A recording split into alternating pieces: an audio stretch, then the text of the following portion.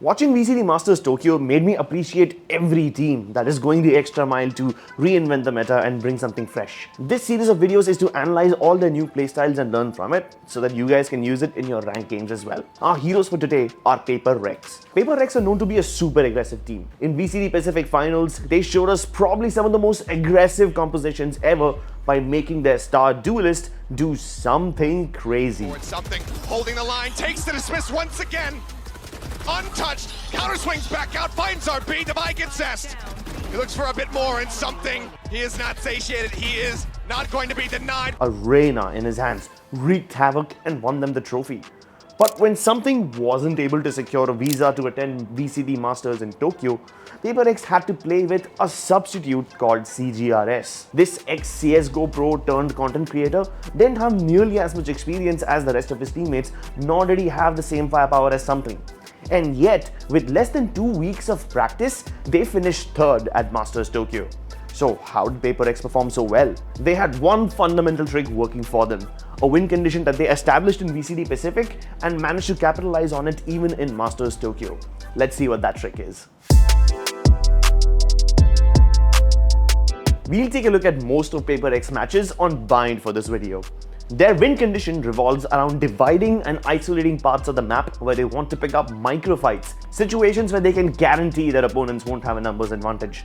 And they do this with Harbor and Brimstone smokes. Against DRX in VCT Pacific Grand Finals, PRX use an overwhelming amount of utility to have an explosive start to the round. A Leer and Skydog are used to scale up. Forsaken uses the Cascade to block off lamps, and then this weird curved high tide to close off Shahs. Then something uses his second Leer. Ignoring the Viper smokes, he jumps into the side to get an easy double kill. And Jing satchels in with a Judge to kill Zest. Their original plan was to ignore lamps and Shahs and push deep into backside, fighting towards defender spawn. But when something already has 2 kills and Jing is feeling the momentum, why wouldn't he fly in to kill Zest? The major difference in their bind compositions between VCT Pacific and Masters was that the Reyna was replaced with a Gecko in form of CGRS. But the rest of the win condition remained the same. However, the lack of their star duelist was not the only problem that PRX had. DRX had also adapted since their last encounter, and now DRX was significantly better at defending Shahs, which made it harder for PRX to stay alive in post-plant positions. So, how do they deal with this? Round 15 versus DRX at Masters Tokyo. Forsaken's utility creates mini areas once again. This wall cuts off lamp, creating a small pocket. Meanwhile, a Cascade blocks off Shahs. So anyone who's playing in there will have difficulty joining their team if PRX hits short. After blocking off those areas, a Sky Flash is used to clear the close angles. Once this is done, phase 2 of the attack begins. Cove blocks off lamps, and the Brimstone uses all 3 of his smokes to create the same highway that allows PRX to fight towards the back of a side. To ease these fights, a Dizzy, Mosh Pit and Paint Shells are thrown towards triple box. Although this time, PRX don't actually go towards backside because Forsaken discovers something weird. Forsaken's utility comes down here as soon as he's walking out of showers. Which is weird because up until now, Forsaken had a lot of trouble getting into this area. Like we said, DRX were able to defend Shahs quite well this time around. And the fact that nobody is present over here makes PRX suspect that DRX must be flanking. So Mindfreak checks the backlines. However, he has a dog and a prowler thrown at him, which results in him dying, but at least they confirm their suspicions about DRX flanks. Forsaken instantly pivots to backstab the backstabbers. Buzz, is he going to miss this timing? Jing takes a fight to them! Oh my!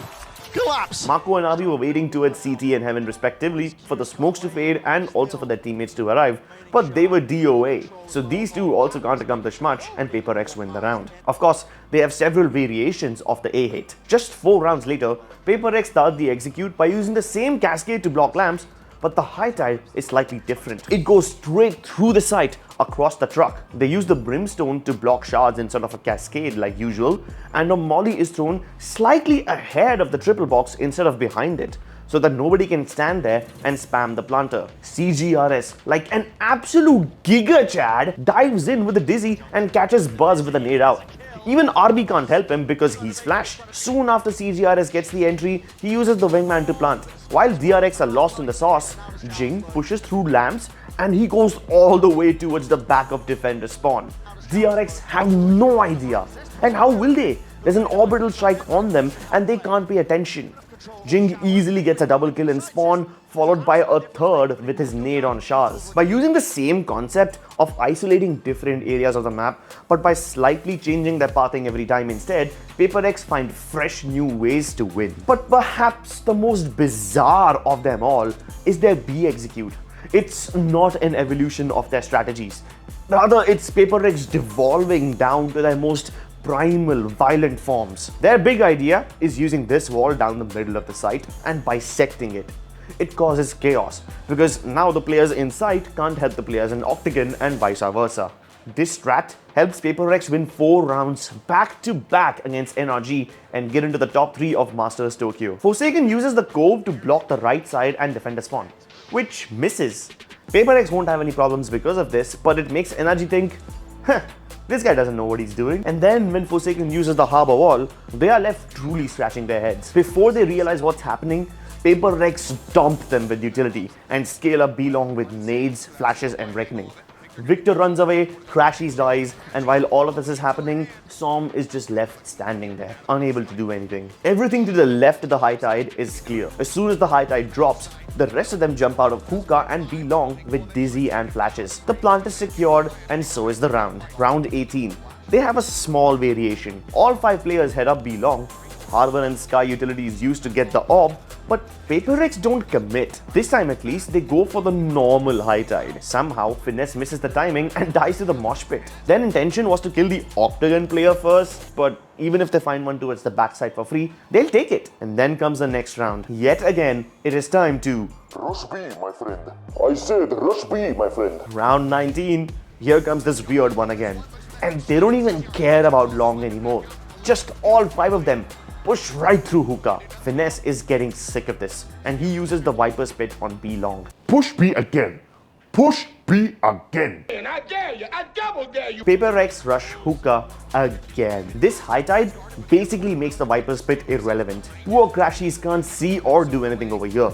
He can't even see that Jing has flown into Defender's spawn. Som uses his orbital strike to hopefully help Crashies, but he can't even save himself. So how does he hope to save his teammates? And all this time, Finesse is just sitting there in his pit, watching his friends die and feeling powerless. This strategy of isolating and exterminating, regardless of the map, regardless of the substitute, helped PaperX finish 3rd at Masters Tokyo.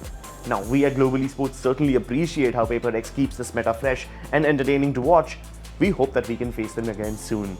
If you guys enjoyed this video, please leave a like and subscribe, and let us know in the comments which trick would you like us to break down next.